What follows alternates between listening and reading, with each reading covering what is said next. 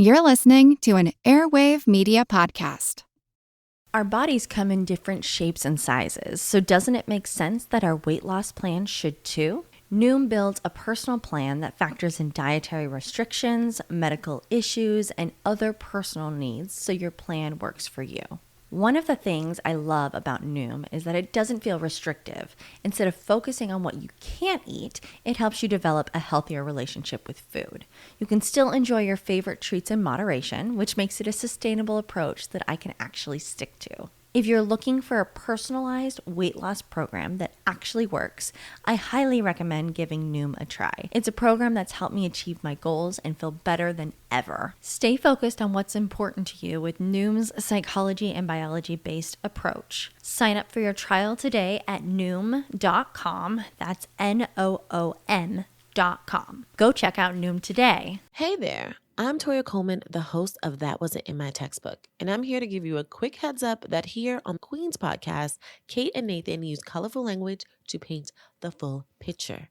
You know, some F-bombs and shit like that.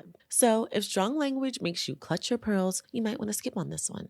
But if you're down with the Queen's unfiltered realness, then you'll love this episode and you'll absolutely love That Wasn't in My Textbook, the bi-weekly podcast that helps us uncover the things we always wish we learned from that boring, bulky textbook. We're talking about everything from debunking the sugar-coated truth-giving story to diving deep into the history of Barbie and the fascinating journey of cannabis from contraband to corporate America. Because let's face it, history isn't just ancient stuff that happened in the past. We're making history this very moment while you're listening to this episode. Anyway, catch That Wasn't in My Textbook wherever you get your podcast fix.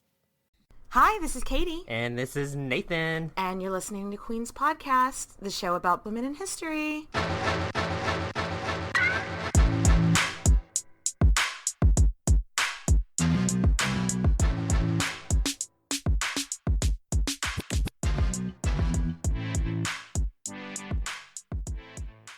Nathan, can't you see? Sometimes your words just hypnotize me. Katie, you're gonna teach me about some motherfucking history. Oh! Welcome. That was impromptu. That was just on the fly. Mad flowing. Mad flow. You've never sounded whiter than what you just said. Mad flowing. Y'all. Nathan, it is November. It is autumn in Austin, which means it is 82 degrees outside. Yeah, right. It is everybody else's summer. And we are just like, oh my God, a cold front. Thank God. I'm going to go run outside because it feels so cold. Nathan, enough about the weather. Who are we talking about today? The one, the only, the incomparable Elizabeth Taylor, only the most iconic actress of the 20th century. I mean, Katie, what do you know her for? Her violet eyes, her just stunning beauty, her exceptional talent. And she was also, if I remember correctly, a huge philanthropist as well. And also the 7 husbands, 8 marriages thing. And diamonds. These diamonds have always bought me luck. So for today's episode, we are drinking the Elizabeth Taylor cocktail. There's actually a cocktail named after her. So I had to go with it because it is a genuinely known cocktail. It is 1 ounce of creme de violet. And obviously my Southeast Texas ass went in there and was like, do you have any creme de violet? And they were like, creme de violet? And I was like, Oh, yeah, I'll take some of that. So it's that with some champagne and a squeeze of lemon. And that's it.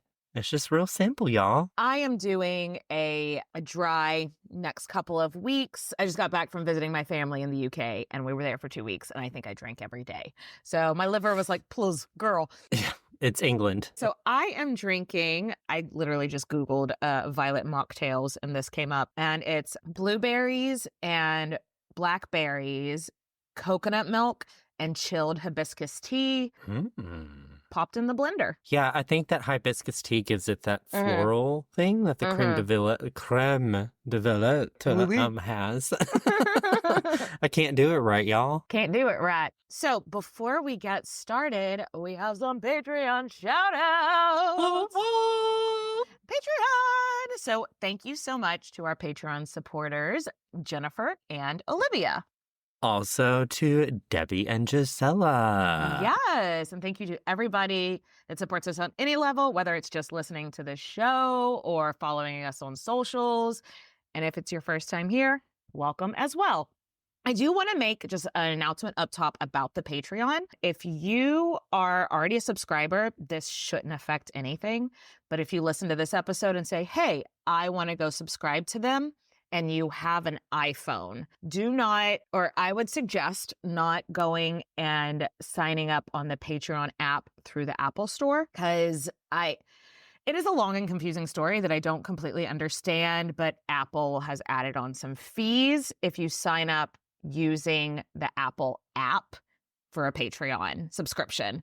So just go to your desktop like it's the 90s, type in go to www.google.com and search Patreon. No.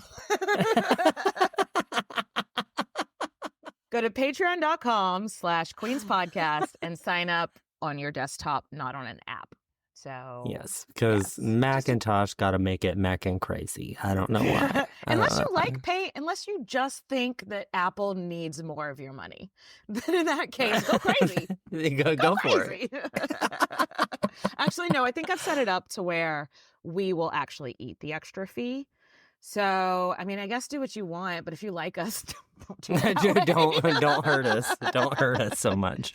It's anyway, Nathan, why don't you bring Elizabeth Taylor into the world? All right. So Elizabeth Rosamond Taylor was born on February 27th of 1932 in London, which makes her the first maybe Pisces that we've covered. We cover a lot of women on this show that we don't know their birthdays. Touche.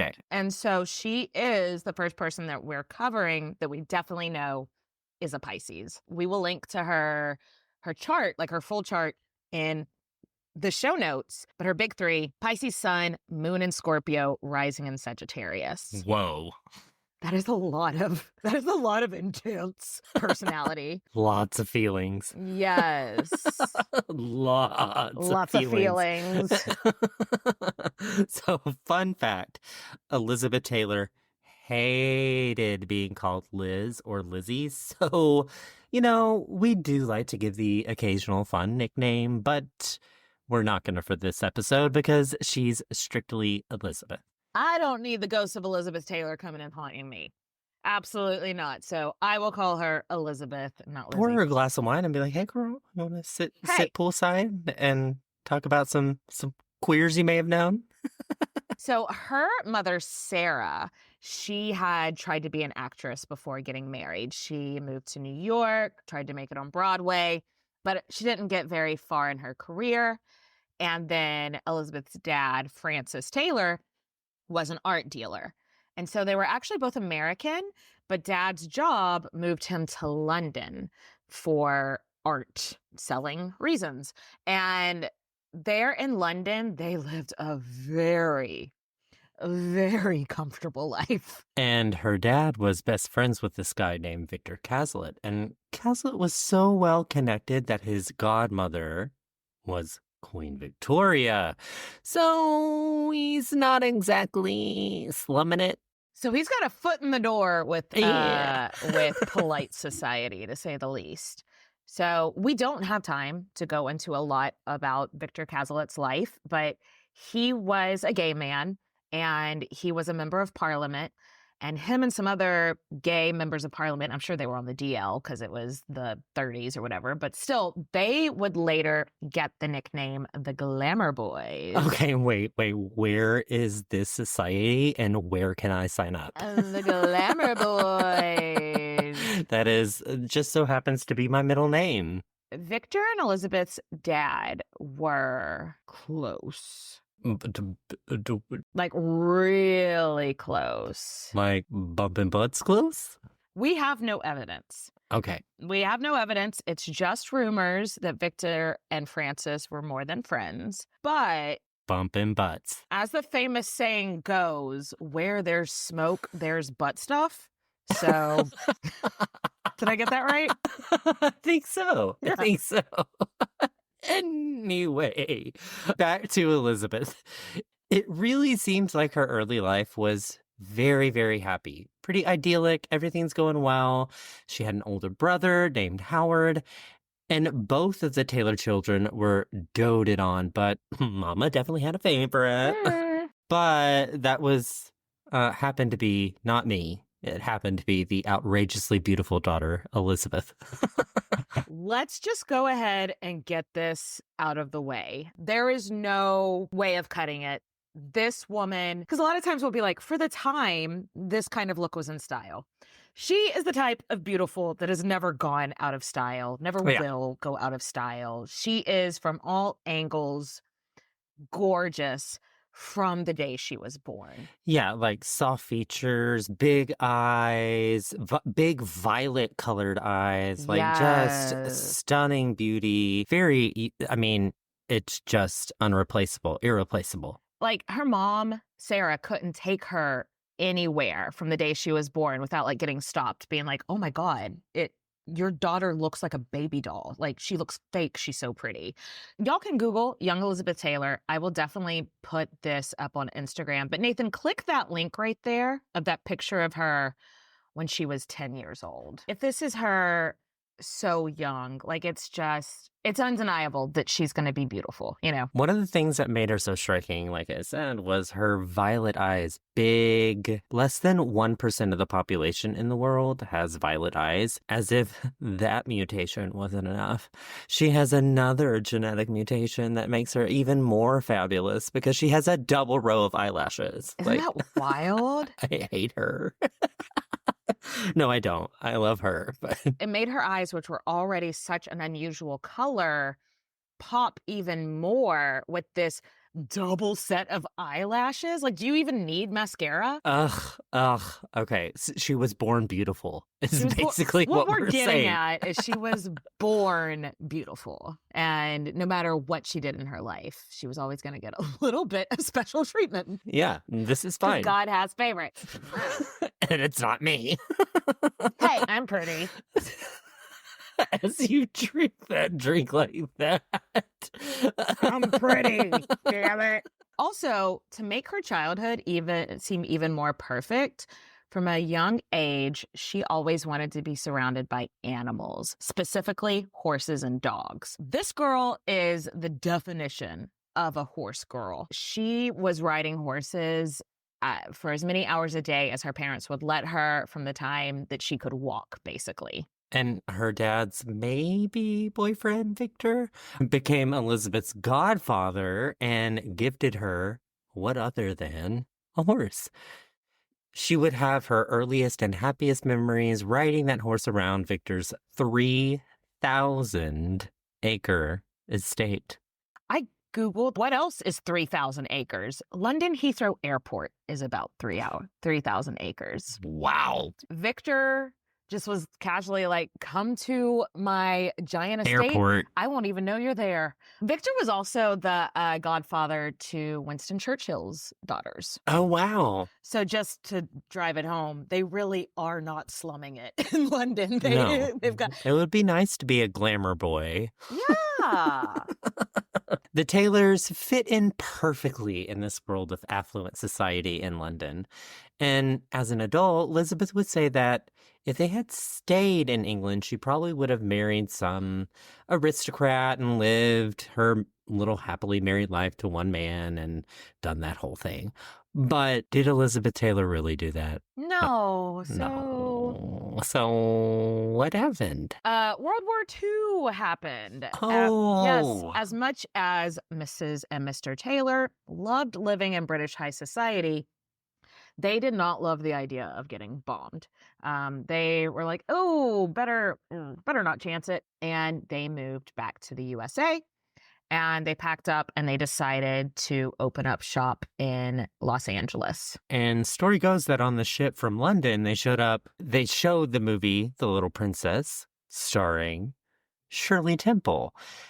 And Elizabeth was mesmerized and started to ask her mother lots of questions about movies and how does this work? And remember that her mom had once been an aspiring actress herself. So her mom was like, oh, you're just so happen to be interested in movies, my beautiful little 10-year-old gorgeous little child. How does this happen? Oh my God. And we just so happen to be moving to Los Angeles. Where all the movies are made? How interesting. So now I really want to make sure we're not painting the picture that Sarah Taylor was forcing her daughter into auditions when Elizabeth would have rather been playing with dogs. Elizabeth probably would have rather been playing with dogs and riding horses, but that life is being left behind. And Elizabeth does say, or Elizabeth never, ever, ever in her life says that she felt she was pushed into acting when she didn't want to be. She just really liked being the center of attention. Same. But Elizabeth was super homesick. She didn't know the people here. She left all her friends from school and from ballet class. And sadly, they did have to leave all their pets behind, which for an 8-year-old, guys, you have to think about that. She doesn't comprehend what's going on, and you have to leave all your I would get sad as an almost 40-year-old man having to leave all of that behind. So yes, she doesn't know that just a few months later, London would be getting bombed actively. So by the Nazis. she doesn't realize we had to leave London because London's about to get bombed, guys. Yeah. So maybe having this acting thing would be a way she could make new friends and get her mind off of being so homesick. Yeah. My father-in-law he was like 2 during the Blitz or whatever, and he had to be evacuated from London because they evacuated all the children. I can't remember if he went to Scotland or Canada, but yeah. How scary, how real a threat is that when they're like, get the children out of here? Yeah. In 1940, her dad, Francis, opens up a new art gallery in Los Angeles. And his gallery quickly becomes the talk of the town. And thanks to a friend of a friend, there was this gossip columnist named Hedda Hopper, who Hedda Hopper is a very interesting life that maybe we can talk about some other time. We don't really have time to go into it. And she does come up in Elizabeth's story again, but that they had a connection through her. Yes. Hedda Hopper had a really popular column, and Elizabeth's godfather, Victor McMoneybags, calls Hedda up and was like, hey, my friend Frances Taylor is, opening up this gallery here in LA. It'd be super cool if you could write something positive about it and give him good vibes. And so Hedda did.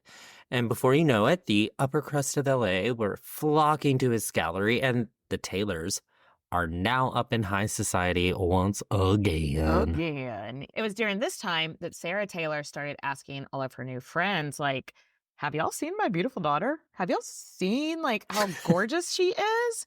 Have you seen my genetically mutated daughter who has violet eyes and double layers of lashes? Yes. Did y'all know she wants to be an actress? Wouldn't she look beautiful up on a screen? Does anybody know how I can get her an audition? And eventually, because I guess she just didn't shut up about it, somebody was like, oh my God, somebody please put Sarah in touch with some movie studios. They're like, okay, momager, we get it. Yes. And Elizabeth gets an audition with 2 studios, Universal and MGM. No big deal. No big deal. And they also both offer her contracts. So in the end, Sarah decides to sign Elizabeth with the Universal Studios, and they signed her first acting contract in 1941 when Elizabeth was 9 years old. 9 years old. Like what? Okay, so babies don't need jobs. I know we've definitely seen people. We've covered that. We've seen people younger with much more high pressure jobs, like Mary Queen of Scots, 1. Being queen. I still feel like 9 is a bit young to have a contract of any kind. Yeah. But call me crazy. Call me crazy. So before we continue, I do think it's important, just in case anybody doesn't know, like kind of the studio machine of the quote unquote golden era of film, like what it meant for an actor to be signed to a studio in the 1940s. Basically, you sign a contract, and in it's like, this contract is for this many years or this many movies, whichever comes first kind of thing. For more established actors or for new actors, things are going to be different, obviously. And while you're in contract with that studio, they run every aspect of your life. And the bigger of a star you become, the more grasp they have on things outside of movies, you know? That still happens, like, today. It happens to a micro scale. This was of what a had happened before. whole different beast, though. Yeah, because if you think about it, whenever they're like, hey, so-and-so actor, you're about to get this Marvel Comics character, so they have to bulk up and completely work out for 6 months straight make sure you don't probably have a do some other things that scandal are illegal. Yeah. But they get all bulked up and do these those things. abs aren't natural? I just don't. I don't think so. No. So Baby Elizabeth gets a 6-month contract, which is less scary sounding, I think. What that means is that 6 months, everything she does is movie. Here you go. Here's a new role. Here's a new thing. You got to memorize this. Go down here. Go do this. In the downtime, you would still go to the lot and work. You would take acting classes, dance classes, singing lessons, really whatever you needed to improve.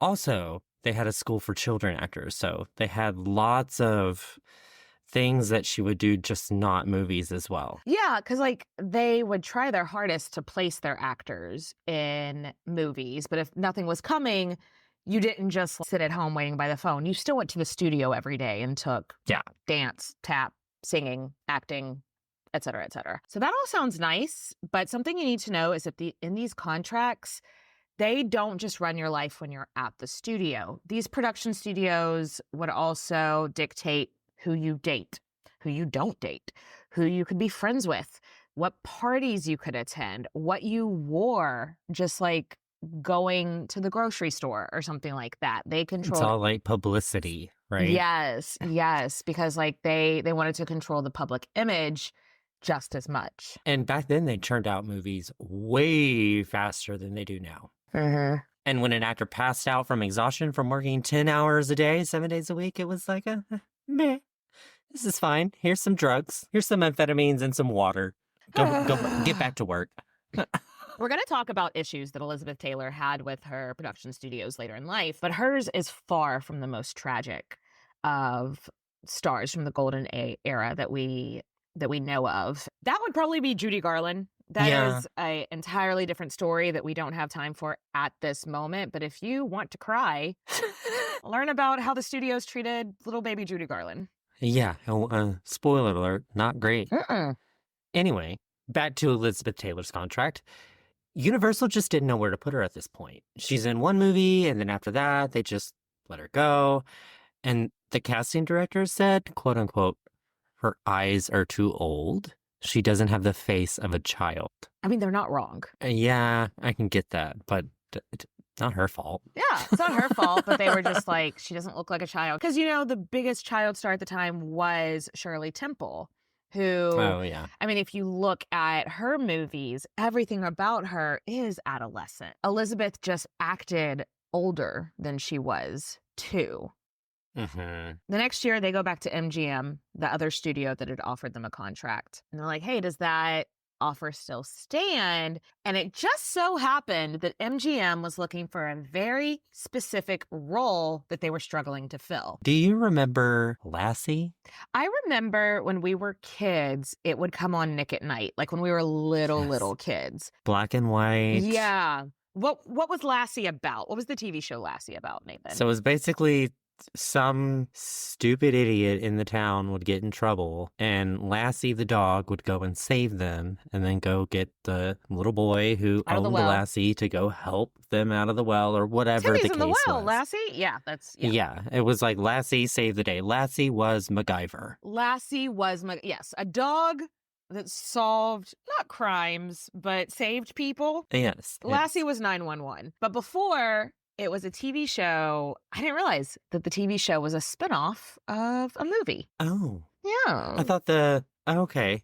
I thought it was the other way around, but No. that makes sense. Yeah. And so for this movie they were making, Lassie, about a really special dog, when they were casting it, they needed a young girl who could ride horses without needing any instruction, speak with a British accent, and who was good with dogs. Somebody used to live in England and knows how to be with dogs and rides horses. And she's just sort of like, hi, can I see the dog now? Please, I miss my dogs. Can I see? I am here. It's a no-brainer. Yeah. Yeah, this role is hers, and she got the part right away. And the movie was a hit. Elizabeth was easy to work with, which was a big deal. And after that, she got a 7-year contract with MGM. Correction, she was 11 years old. Yeah, she was 11 years old. She has this 7-year contract. I think when they said she was easy to work with, that kind of comes with, well, child actors, you never knew if they were going to suddenly burst out crying for their mommy. She was so used to being around adults all the time that she just took direction real easily, and she was really good in it, and she's very cute. And Lassie is such a fucking beautiful dog. I did go down a rabbit hole about the actor dog that played Lassie. We don't have time though.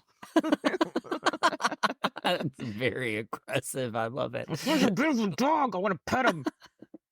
So after the success of Lassie, there was a bit of a stall in Elizabeth's career again. So she had small roles here and there, but nothing really great. Until 2 years later, when there was another animal movie coming out. Yeah, so in the late 30s, there was this book called National Velvet, and it had been a huge hit. It's about a preteen girl named Velvet, and she wins a really unruly horse, and she's the only one that can tame it. So she cross-dresses as a jockey and enters into a race.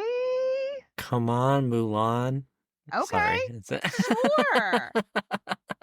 Yeah, so that's what National Velvet was about. So the studios knew this movie was going to be a huge fucking hit, and whoever starred in this role as Velvet was going to get a boost in their career that was going to last. And what were the qualifications to get this role?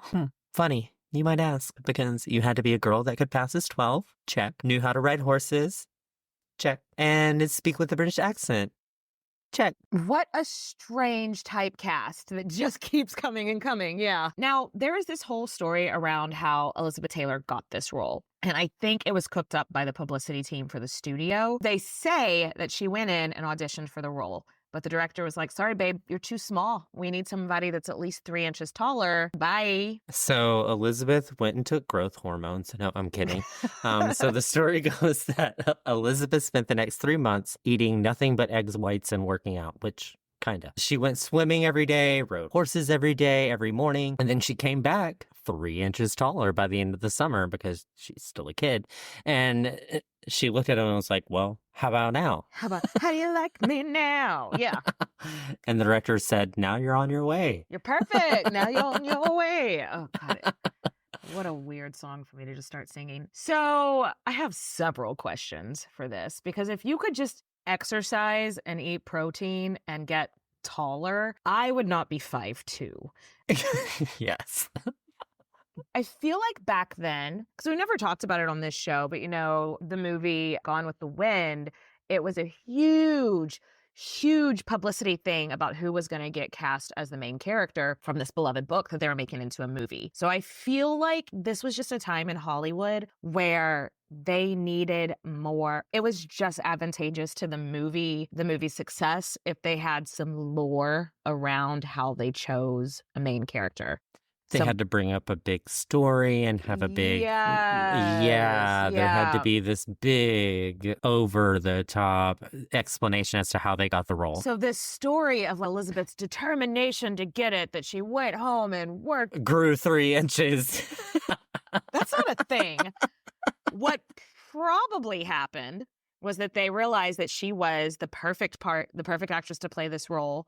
But they were like, oh, she's 11. We don't want her to hit a growth spurt in the middle of filming it. So let's wait a few months and see if she hits a growth spurt. And then she did. And they said, cool, let's start filming it. Probably. But that doesn't get asses in seats. You know what gets asses in seats? This girl was so determined to play Velvet that she willed herself to grow. It's so ridiculous. Yeah. But they knew the movie was going to be a big deal. So the studio does have to do some work on this already beautiful girl. Right. Her hair is naturally black. And of course, as Hollywood does, they want to dye it blonde. I don't think they wanted to dye it blonde. It's just they wanted it like brown. Because black sometimes looks blue on camera. Oh, Yeah. Katie, the old Hollywood director over here. Yes. Elizabeth had naturally bushy eyebrows, and of course they wanted to pluck them all out and shape them like Joan Crawford's. Which just Google Joan Crawford eyebrow. Jump scare. They also wanted to change her name to Virginia before the movie opened, which is like, wait, what? To all of that, her mom was like, no, you can't dye her hair. She is a child. We are not going to start the precedent of her ruining her hair at 11 years old. You know, her bushy eyebrows kind of become one of her signature looks. So thank God her mom was like, no, you can clean that up, but we want her to look like a child. So we're not going to pluck them to death. And then they were like, and then no, we're not changing her name to Virginia. Her name is Elizabeth. Yeah.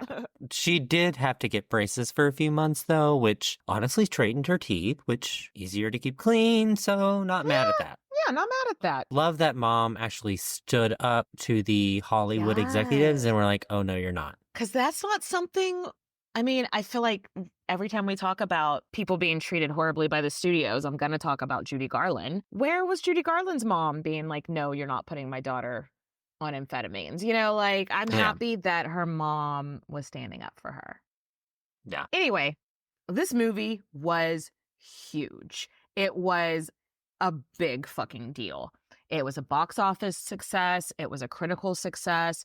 It won awards. It won praise. It specifically won Elizabeth a lot of praise. One critic wrote something being like, I don't even care what this girl does. She's so beautiful. I just want to see more of her, which is weird because she's 11. But like, it's super weird. It's setting her up to be a huge star. And Elizabeth has arrived. She's a fucking star, y'all. I'm a motherfucking star, y'all. Yeah, there you go. However, stardom does come at a price. And though Elizabeth was only 13 when the film debuted, she would later say that with the release of that film, her childhood ended.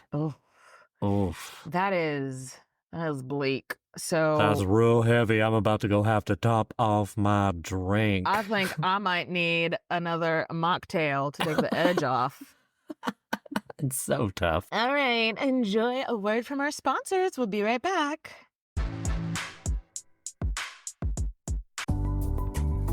Future you faces some big expectations. Work out more, go to bed earlier, and most importantly, make smart money decisions. Thankfully, today you has Bank of America. One place with tools and guidance to help balance tasks from budgeting to saving.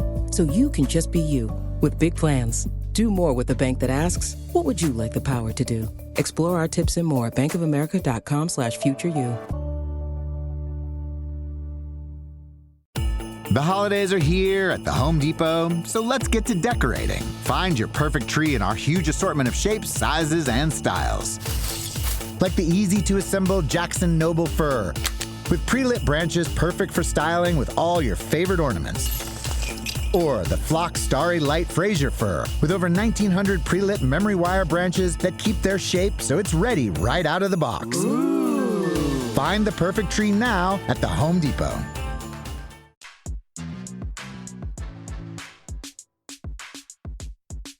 We are back. And now Elizabeth Taylor is young and beautiful, and she is like full-fledged America's sweetheart.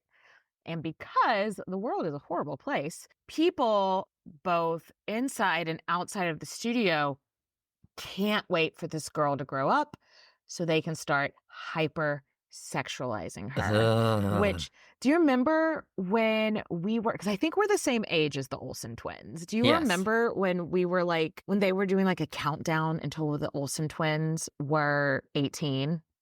And like Ew. society just was like, LOL. But now we look back at it and it's like, good God. Ew. What? What? Ew. That's not something you think about. A child growing up. No. No, you but don't. like it was already the norm. It was the norm even now with Elizabeth Taylor. Yeah. Because like people are talking about her. She's Ugh. 13. People are talking about her like she's a full-grown woman. Men are gross sometimes. Some men are gross. Let's Not clarify. all men, but it's Yes. always is a fucking man. Yeah, there's always some weirdo. But magazines start writing about her and comparing her to Ava Gardner and Alana Turner, who, yeah, thanks, but they're way older than her. And they're already these sex symbols doing some not so great things on screen. Well, I mean, okay. Not bad things, but Not like bad things, but they're doing things that not a 13-year-old would that do. you shouldn't Like, be being like, oh, she's just as sexy as Lana Turner. And it's like, no, Lana Turner's like 28. She is. yeah.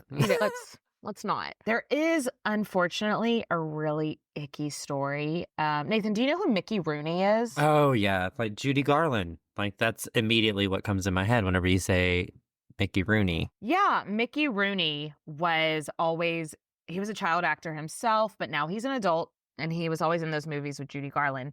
But he was in National Velvet. There's a really icky story, if true, that they had a quote-unquote affair when she was 14 and he was 26. That's not an affair. That's rape. Mm-hmm. Let's not beat around the bush. In his biography that came out like in 2018 or something, so obviously he didn't write it because he was dead by then. In his biography, they wrote that his wife walked in on Elizabeth on her knees.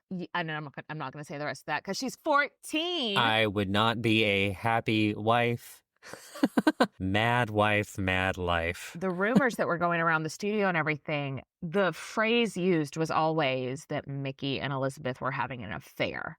And that makes me so angry because it's not an affair when one of you is 14 and one of you is 26. And this is all allegedly. Oh, okay. As far as I know, Elizabeth Taylor never spoke towards this quote unquote affair. Just to show you that things have always been gross. Things have always been icky. Apparently, this whole situation was very well known, but a well-known secret in Hollywood that everybody kept from the world. But the fact that, if true, it was referred to as an affair and not statutory rape is absolutely disgusting. So, we'll just Queen's Podcast official statement. We don't like it. Yuck. So even if Elizabeth didn't have any control over the sexualization she was getting at such a young age, she did hold more power than she realized. So she's America's sweetheart, and they've upped her paycheck. She was getting about $100 a week before, and now she's getting $750 a week. So in modern day, that is almost $12,000 a week. Yeah, and thank God her parents weren't gold diggers.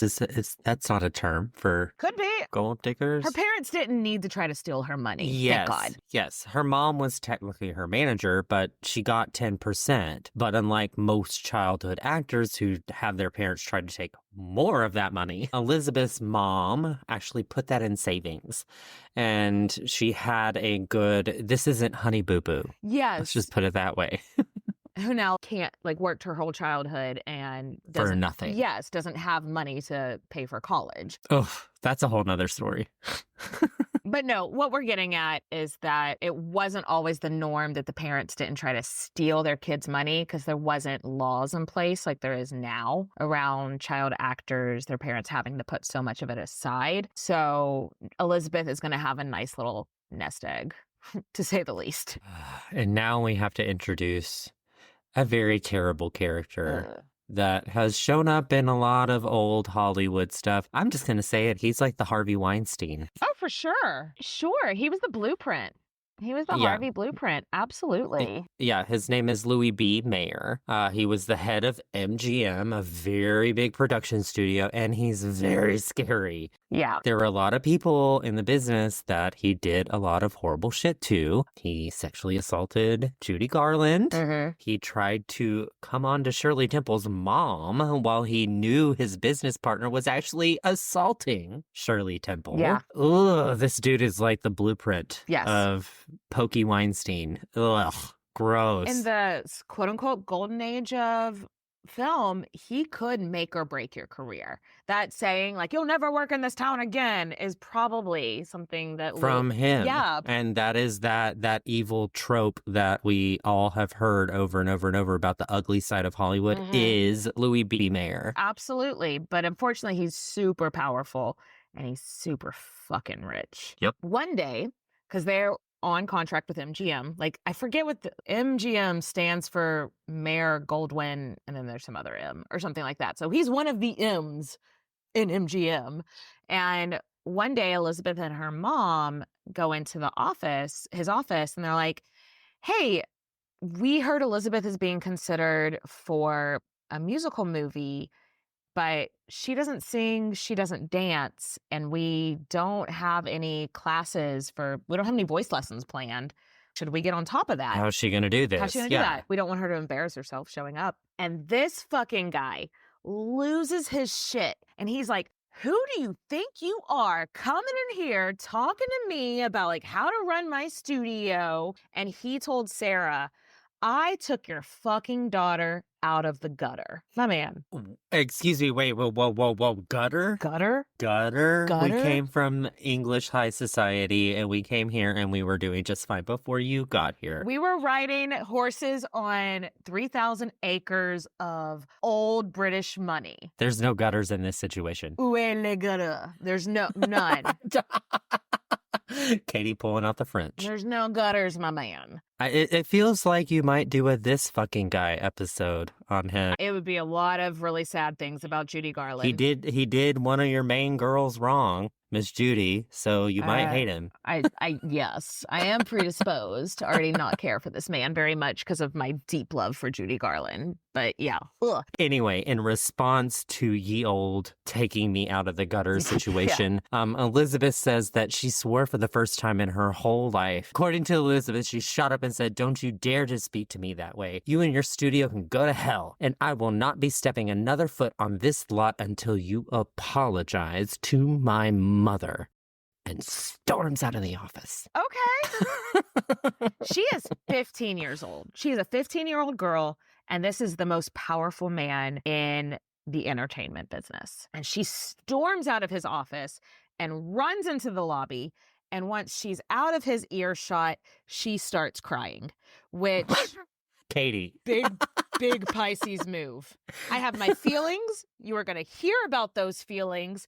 And then immediately afterwards, I am going to have to cry about it for 5 to 10 minutes. We know that person, and Katie, I love you. You are a Pisces. But whenever you get angry, you get sad at the same time because you're like, why am I? I don't like to be like this. I don't like this. But am I going to speak my mind even if it makes me cry? Yes. Yes. Absolutely. Absolutely. But this is when Elizabeth Taylor learned that about herself. She didn't, because she'd never been faced with this, this like negativity before. In that podcast that I've been listening to, Elizabeth I, she actually talks about it. And I love her so much. She was like, I had never used a curse word before in my life. I had never really even heard curse words before in my life.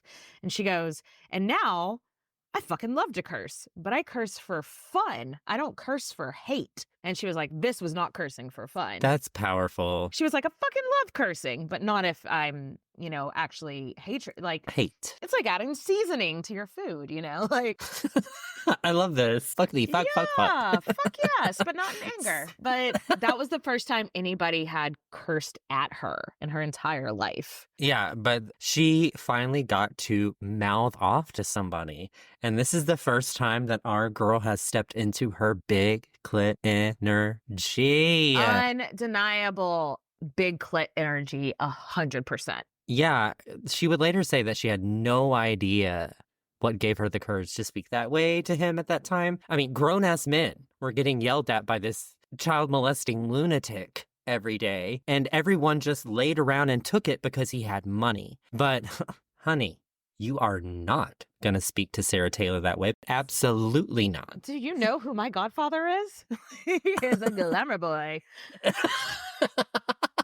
Basically, everyone assumed that Elizabeth Taylor was about to be fired and just have her contract ripped up. Because I'm sure there was some kind of clause in there about, like, don't yell at Louis B. Mayer, you know? Because she might bite your head off, and that's good. So she and her mom went home, and they just waited for the call to come that she was being fired. Elizabeth started telling her mom, you know what?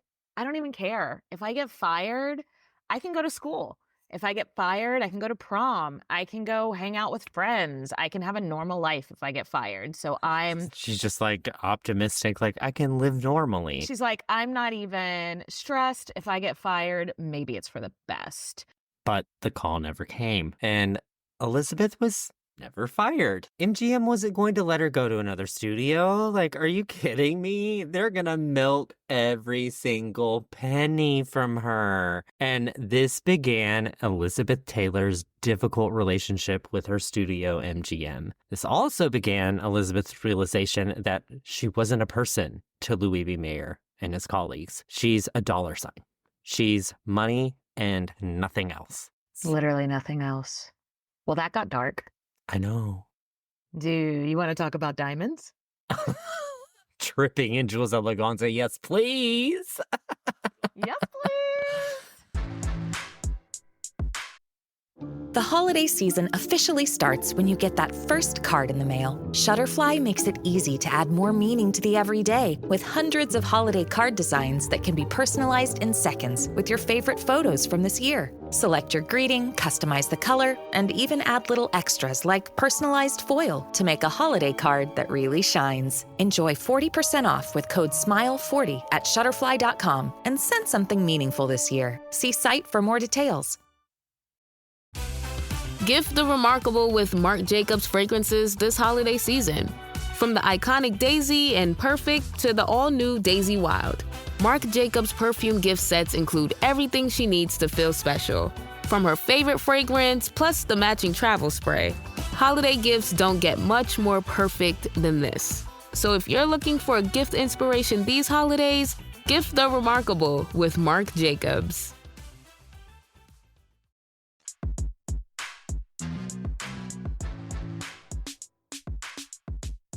So Elizabeth Taylor had many loves in her life. I think it's something she became infamous for, right? Yes. We've already discussed her love for animals. She also really loved her family. But the two things she is most famous for in her life is the men she loved and the many jewels those men gave her. Now, we're not going to have a lot of time to go every movie that Elizabeth Taylor was in, and we're not going to have time to go every man she dated or every jewel she owned, but on all three accounts, it was a lot. She had a lot of movies, she had a lot of men, and she had a lot of jewelry. So, fun fact, the first piece of jewelry that she ever bought was a gift for her mother. I thought this was such a cute story. So she has downtime in between filming a movie. She walks past this jewelry shop in LA and she sees a brooch and she is just like, that is so pretty. But her allowance, she only got like $2 a week or something, because back then $2 a week was a normal teenager allowance. And so she goes in and she was like, can I put this on layaway? And they were like, we don't usually do layaway, but you are Elizabeth Taylor. And sure. And so she paid it off over a couple of months and then gave it to her mother and made this big production about giving her mom this brooch with $25 or something like that. But now is worth so much more because it was the first piece of jewelry Elizabeth Taylor bought. And I think this shows us a lot about her personality. One, she loves shiny things. Ooh, no. Boy, she loves shiny things. But two, she was so generous to the people that she loved in her inner circle, which we will see over and over again. And Elizabeth was approaching adulthood, and men are, of course, flocking to her. Of so course. she dated a billionaire pilot. She had a short-term engagement with a football player who got her the first engagement ring, just First number of one, many. Yes. which she kept. Which she kept after the breakup, yeah. Then she dated a guy whose dad owned this chain of hotels, really small, really niche. I think they're called the Hilton hotels. Have you ever heard That's of them? hot. That's hot. That's hot. His name was Conrad, quote unquote, Nicky Hilton. Huh. Imagine that. And when the studio saw that they were dating, they were like, oh my God, yes, we have this Hollywood star with a hotel mogul. They're the perfect couple. They're beautiful. They're rich. They're somewhat age appropriate. She's 17. He's 23, which is not age appropriate to us, but We've seen worse on this show. yeah, it's better than a 30-year-old marrying a 7-year-old. Let's just put it that way. And above everything else, Conrad and his family, Conrad/Nicky and his family, had a very squeaky clean reputation. And Elizabeth is about to star in a movie called Father of the Bride, where she plays a bride. What if the studio could orchestrate her actually being a bride when the movie of her playing a bride comes out? Synergy! Barf. Like, that's literally what it is. It's all an elaborate story. To get people to buy movies, buy tickets to movies, yeah. Exactly. To paint a picture of their relationship, they hardly knew each other when Nicky was proposed to her with a $100,000 engagement ring in 1950. They'd been dating for almost a year, but you have to remember, dating her at this time, and it would have been completely different. She'd never get to spend the night with him. They'd never go away together for a night or two. It was super G-rated. I dated Steve for 3 years before we lived together, and then we lived together for 2 years before we got engaged, and then we lived together for the year that we were planning our wedding. I knew that man. How do you know someone if you've never, even if you're not like sleeping together, I feel like you need to travel with somebody. You need to see how they react when they have slow internet before you agree to marry them. I don't know what the 1950 equivalent of seeing somebody act when they have slow internet before you decide to marry them, but they're not getting to know each other at that level. But do you see what I'm trying to say, though? They don't. Yes. Exhausting. Maybe this will have something to do with what happens next. So the Hiltons are loaded. Like we said, $100,000 engagement ring. And the Taylors aren't poor either. No. But MGM insisted on paying for everything for the wedding, which means the studio had complete control over the entire event. The studio chose the guest list, which had 600 people. They even put the people that were playing her parents in Father of the Bride right in front of the entire ceremony. Like, come on, MGM. You are literally making a production out of a production out of a production. It's like the snake eating its tail. Front row is where your parents and your grandparents and your brothers and sisters sit, not your coworkers. Not the cast of a fake TV show or a movie. Yeah. Like, super awkward. I know. Super awkward. I was halfway expecting to read that they had the guy that played her dad, Spencer Tracy. I was halfway expecting to read that they had Spencer Tracy walk her down the aisle. Because it was just like, it was so obviously just a really big, like, advertisement for their movie is what it was. But this is their wedding. These are two people getting married. But that's not what this wedding was about. It was not about young love. It was, hey, come see Father of the Bride in theaters near you, you know?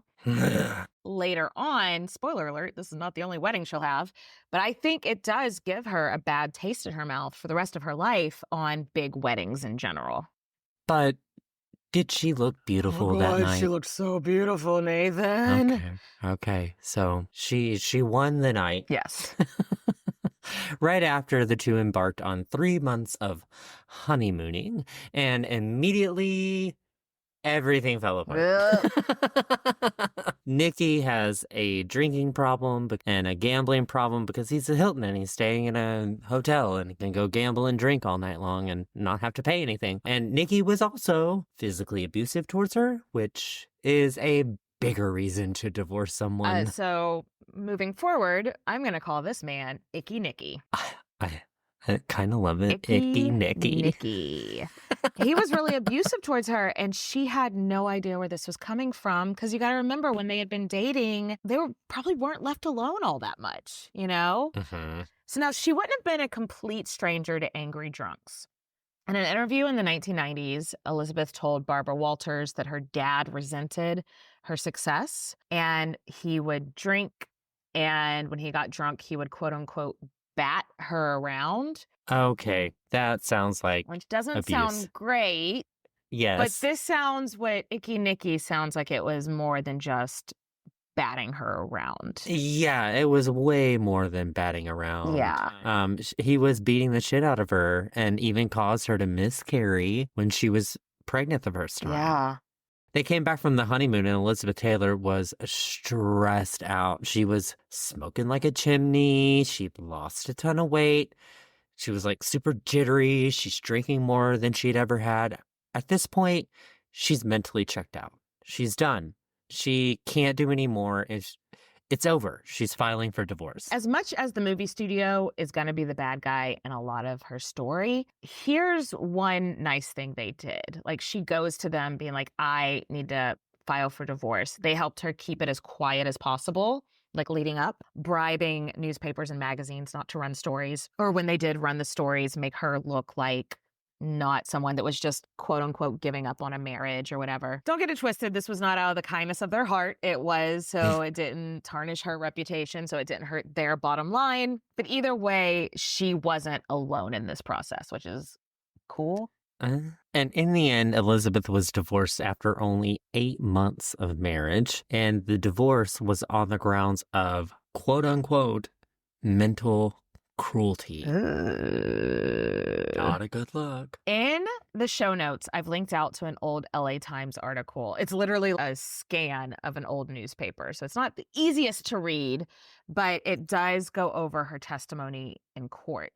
So in the story, the judge keeps having to tell her, like, speak up, I can't hear you. And every time she would try to talk louder, she would like almost cry. And so the third time, whenever he asked her to speak up, he like made some kind of joke and everyone in the courtroom started laughing except Elizabeth, who just covered her face with her hands and just starts sobbing. I can imagine the joke would be along the lines of, oh, I'm sitting with the great Elizabeth Taylor and she can't even say a line that I can hear, like something gross like that. And then she's like, but I was beaten. Like, I'm having one of the worst days of my life, but I'm glad y'all all just got a laugh out of that. Cool. Right? Yeah. And guess who didn't show up to court to defend himself? Icky Nicky. Because what would he have to say anyway? Yeah, he was done being associated with Elizabeth. And apparently one of the things that would set him off to abuse her is when he'd get called, quote unquote, Mr. Taylor. You want to hear something funny about that? Like, yeah, it really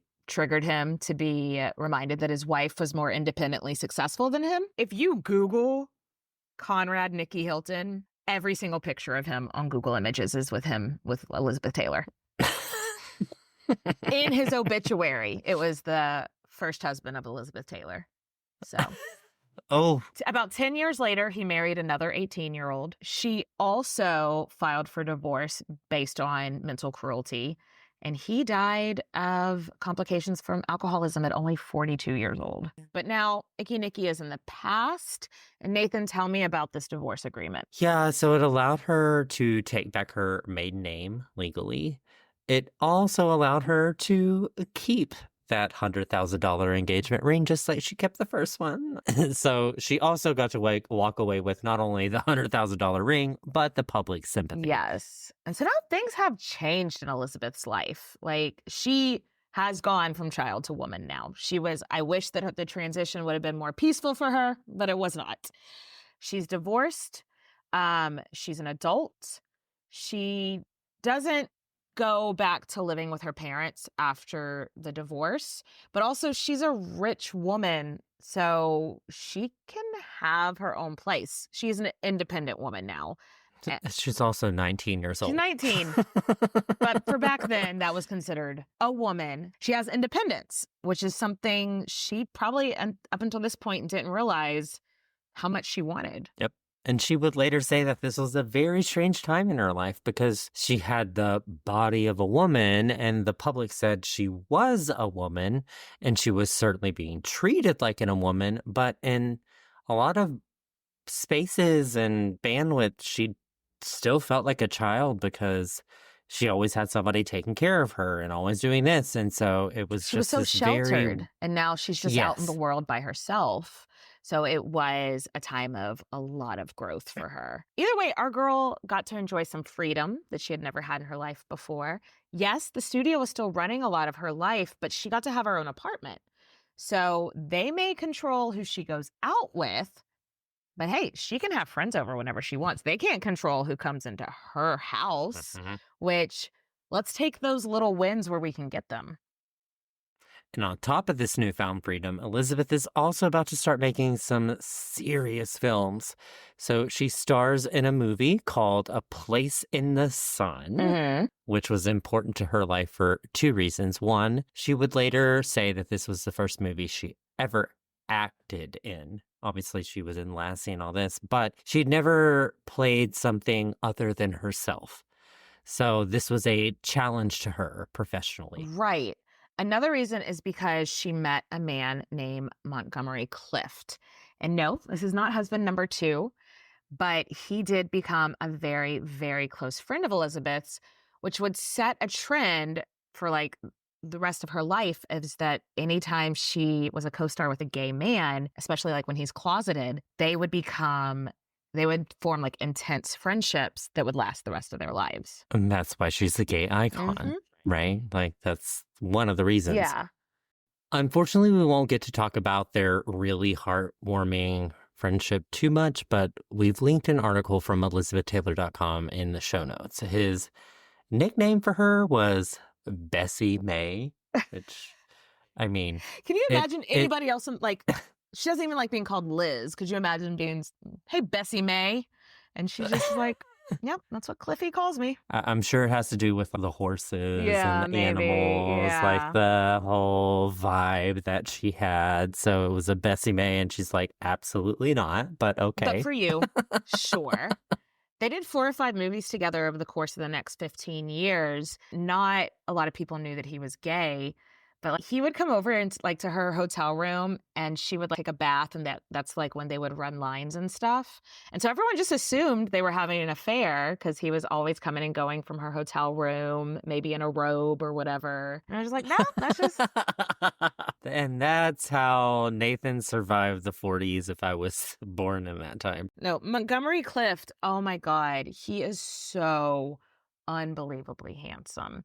And I know. Like, and the two of them had this chemistry on camera. So everybody really, really wanted to believe that they were in love. And they did love each other, just not that way. Not that way. Yeah. Anyway, A Place in the Sun. This movie won the Academy Award for Best Director, Best Costumes, Best Screenplay, and it was the first time that a lot of series directors realized that Elizabeth isn't just a pretty face, she's talented. Holy shit, this girl can actually act. That's something she's been doing her whole life. So maybe she's good at it. Maybe she's good. So that's where we are going to leave Miss Bessie May, Elizabeth Taylor. After 10 years in the business, she's finally being taken seriously. She's tasting freedom.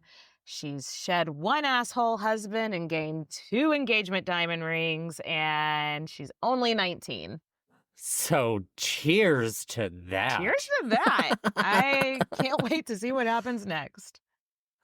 Don't Google it. Hey, history fans, if you enjoy shows like Queen's Podcast, then you'll love Airwave History Plus, now available on Apple Podcasts. Airwave History Plus is your ticket to ad-free listening to Queen's Podcast, plus bonus content and early episodes from dozens of the most popular history shows, including History That Doesn't Suck, History Tea Time, History of Everything, Ancient History Fangirl, Who Did What Now?, The Box of Oddities, The Age of Napoleon, and more. To get your free trial, go to the Apple page for Queen's Podcast and hit subscribe, or search Airwave History Plus on Apple Podcasts. Airwave History Plus, the essential audio destination for history lovers.